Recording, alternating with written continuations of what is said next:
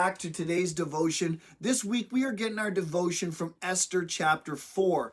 Now in Esther chapter 4 verse 14 it says, "For if you remain silent at this time, relief and deliverance will arise for the Jews from another place, and you and your father's house will perish. And who knows whether you have not attained royalty for such a time as this." Now, yesterday, you can go back and listen to yesterday's devotion. We talked a little bit about what's happening, the kind of the context of this scripture. And I ended yesterday asking the question that what if things are not so different today? That Satan is still attacking the church and using people to do it.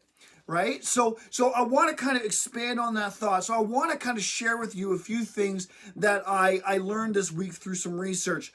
It's estimated that approximately 5,000 to 6,000 people a year are murdered because they believe and have faith in Jesus Christ. That's approximately 13 people a day.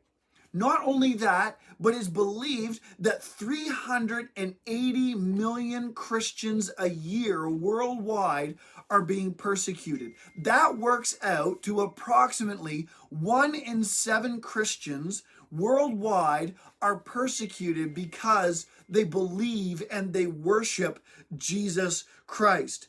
Now, here is what a whole lot of people don't understand about the persecution worldwide, and it's this. Those countries that are persecuting Christians today, most of them did not start out by persecuting Christians.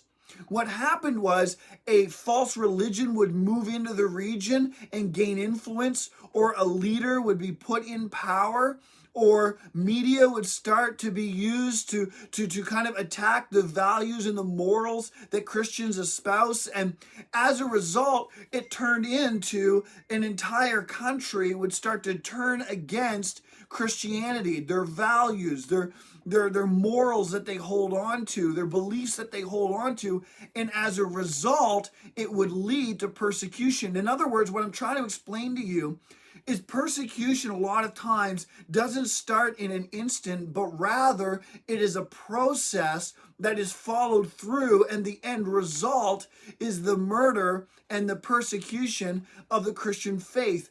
Now, Canada is considered a post-Christian nation. In other words, there's not a lot of Christian influence left in Canada. Statistically speaking, we are a minority in Canada. And so the fact is that more and more Christian values in Canada are being opposed. More and more people oppose our values. More and more people oppose our morals. And so the question I have to ask you is this. If we see that the process kind of begins with false religions, it begins with leadership that doesn't like Christian values, it begins with media, it begins with all of these things, and it progresses into persecution. And what we've seen in Canada over the last decade or more is we have seen a growing intolerance for the values and the morals of Christianity. Is it possible that maybe that Canada is heading into that same direction that we've seen other countries go? Now, if that's the case, then the fact is that we need to see a change, right? We need to see a change. And the fact is it's not going to come by violence. It's not going to come by picketing. The Bible doesn't encourage that. The Bible encourages us to seek God, right? And when we begin to seek God, when we begin to tell others about Jesus, when God and when Christianity and the move of God begins to happen in a country or in a community, it begins to change the mindset and it can stop that persecution. But here is what I want to talk to you about this week. And this is very important. What if it's our generation and God is calling us to make a stand? What if we are being called to make a stand now? What if that's the case?